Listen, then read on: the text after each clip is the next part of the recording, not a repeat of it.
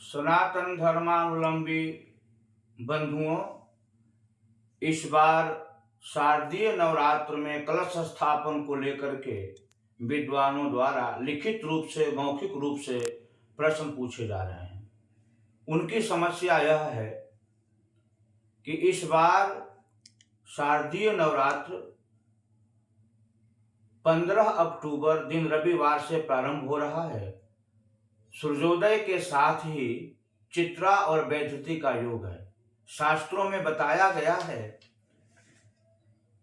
कि आश्विन माह शुक्ल पक्ष प्रतिपदा के दिन यदि वैधृति योग और चित्रा नक्षत्र हो तो वैधृतौ पुत्र नाशः स्यात् चित्रायां धन नाशनम तस्मा न स्थापयेत् कुंभम चित्रायां वैधृतौ तथा।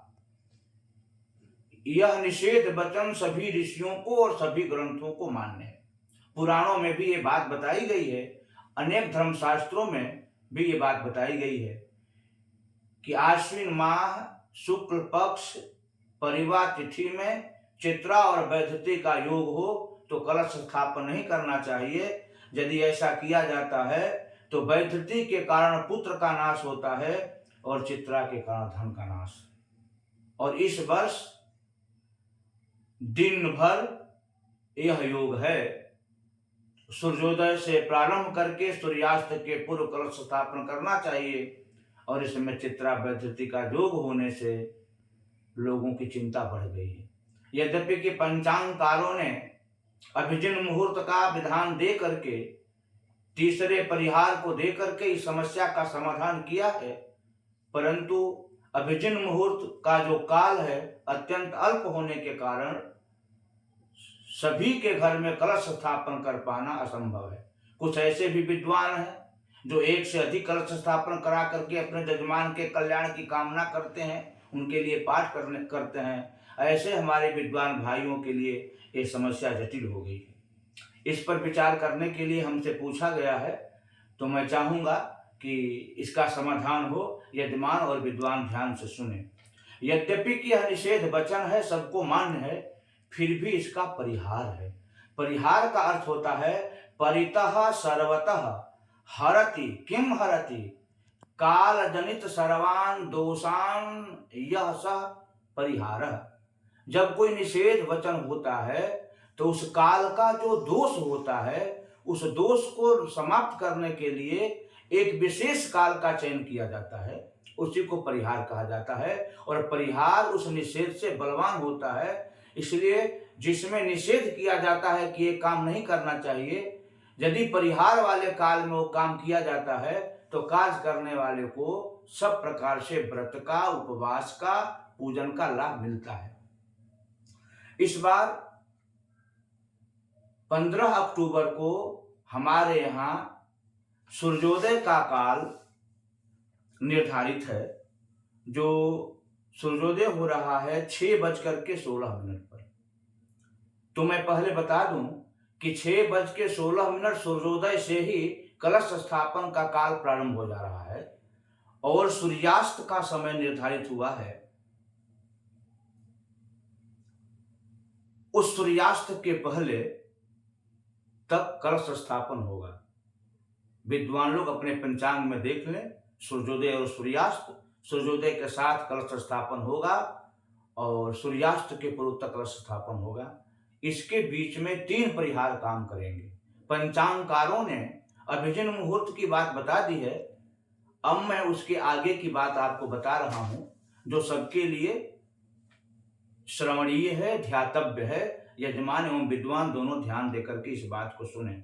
प्रथम परिहार है प्रतिपद्याश्विने मासी भवेद वैधृति चित्रयोः आद्य पादौ परित्यज्य प्रारंभे नवरात्रकम। महर्षि कात्यायन ने कहा है कि प्रतिपदा के साथ आश्विन माह शुक्ल पक्ष में जब चित्रा और वैधृति दोनों प्रारंभ हो जाए तो विद्वानों को यत्न पूर्वक चित्रा के 2 चरण का परित्याग करके तीसरे चरण से कलश स्थापन करना चाहिए।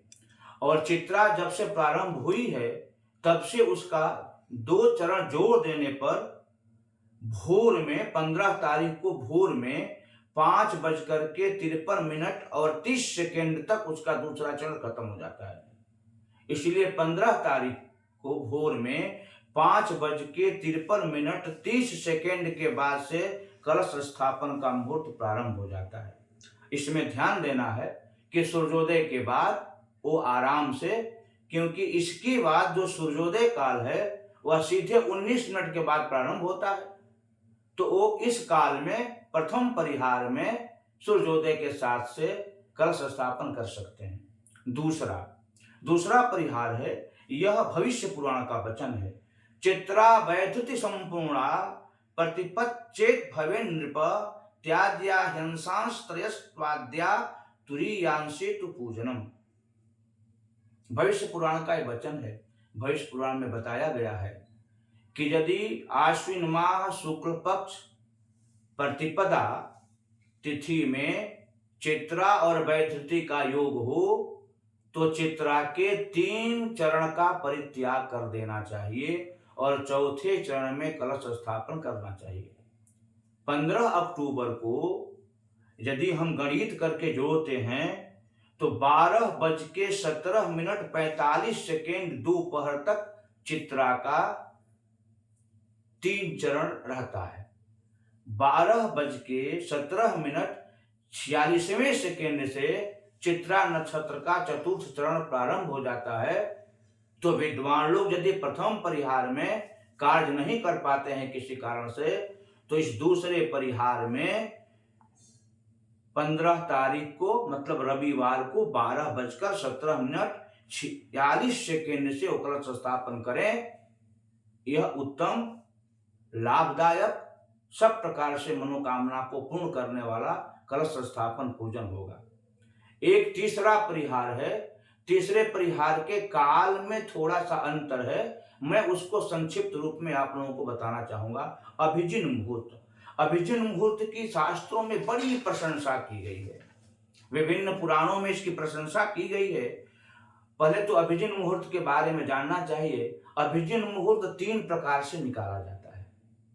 एक तो नाड़ी काल घटी के हिसाब से, दूसरे जहां मध्याह्न में ठीक मध्य में सूर्य जाते हैं उससे, और तीसरा लग्न से। मैं तीनों अभिजिन मुहूर्तों को आपके सामने रखूंगा, आप ध्यान से हमारी बात सुनेंगे।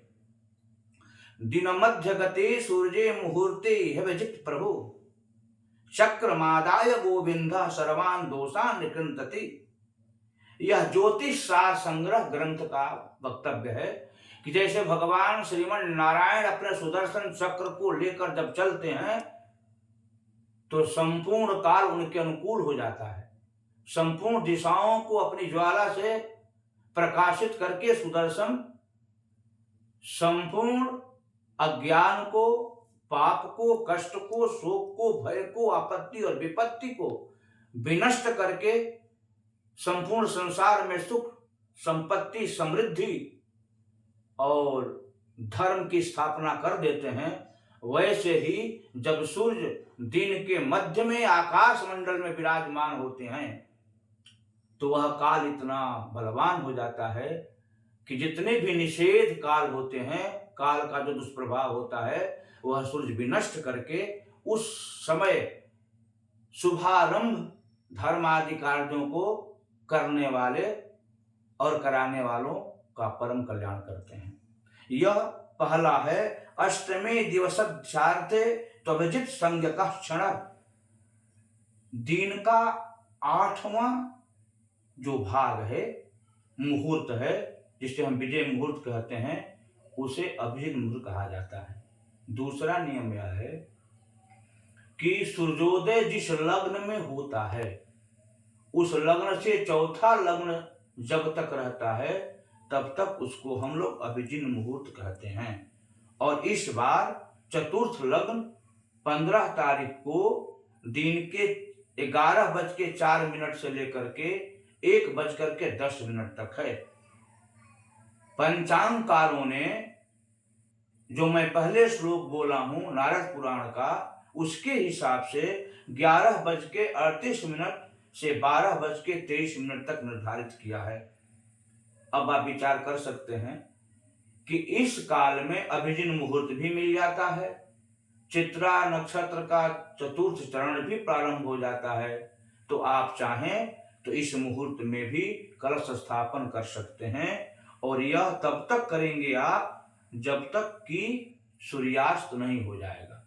इसलिए संक्षेप में मैं बता देता हूं कि प्रातः काल 6:16 से प्रारंभ हो करके सूर्यास्त के पहले तक हम आराम से कलश स्थापन करेंगे। इसमें कोई बाधा नहीं है, क्योंकि यह परिहार काल है, और परिहार काल चित्रा और वैधृति के द्वारा जो दोष, जो कष्ट, जो पुत्रनाश धननाश का प्रभाव है, उसको ये नष्ट कर देगा, और नष्ट करके व्रतियों को, पूजा करने वाले को पुत्र सुख, धन सुख और मनोकामना को पूर्ण करने वाला होगा। यदि प्रथम परिहार में आप नहीं कर पाते हैं तो दूसरा परिहार है, वह दूसरा परिहार दिन में 12:17 से प्रारंभ होता है। उसमें आप करें सूर्यास्त काल तक। यदि आप यह भी नहीं कर पाते हैं तो फिर चिंता छोड़ दीजिए। 11:04 से लेकर के 1:10 तक चतुर्थम अभिजित लग्नम कथ्यते वेद पार गई। यह नारद पुराण का वचन है कि सूर्योदय जिस लग्न में होता है उससे चौथे लग्न का पूरा मान अभिजिन मुहूर्त होता है।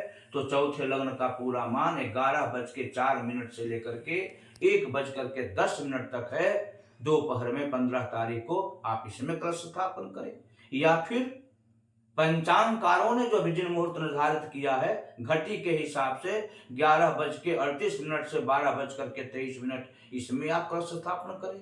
लेकिन मैं आपको एक बात बता देता हूं, नवरात्रि का व्रत अलग होता है, उपवास अलग होता है, और पूजा अलग होती है।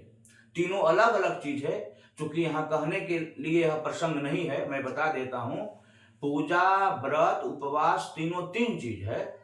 इसलिए मैं आपको यही कहूंगा कि कलश स्थापन जो है पूजा से संदर्भित है, और आप लोगों को प्रातः काल 6:16 से लेकर के सूर्यास्त के पहले कलश स्थापन कराने में कोई तकलीफ नहीं है। विद्वान और जजमान दोनों सकुशल रहेंगे, दोनों की मनोकामनाएं पूर्ण होंगी और माता जी की कृपा बनी रहेगी।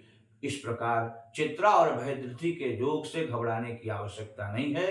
परिहार के हिसाब से हम आराम से सूर्योदय से सूर्यास्त तक कलश स्थापन करें। हरि ओम शांति, हरि ओम शांति, हरि ओम।